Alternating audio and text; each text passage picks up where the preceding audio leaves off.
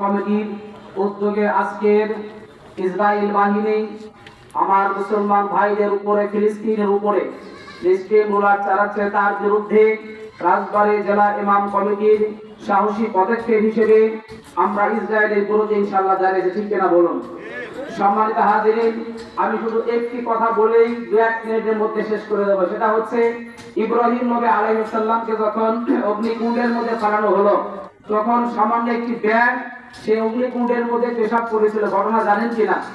কিন্তু তার এই ব্যাঙের পেশাবে ইব্রাহিম নবী আলাইহিস সালামের অগ্নিকুণ্ডের অগ্নির সাধারণ ধোঁয়া লিপ্ত হওয়ার কথা, ঠিক কিনা? কিন্তু উদ্দেশ্য ছিল কোনটা? উদ্দেশ্য ছিল এটা, ইব্রাহিম নবী আলাইহিস সালাম ইসলামের পক্ষে, আমি ইসলামের পক্ষে আছি, শুধু ইসলামের পক্ষে থাকাটাই দরকার।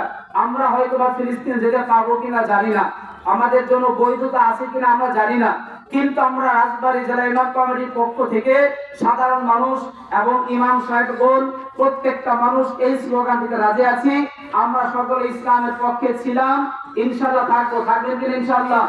আল্লাহ রাব্বুল আলামিন আমাদের আজকের সমাবেশকে কবুল করেন, আমিন। আসসালামু আলাইকুম ওয়া রাহমাতুল্লাহ।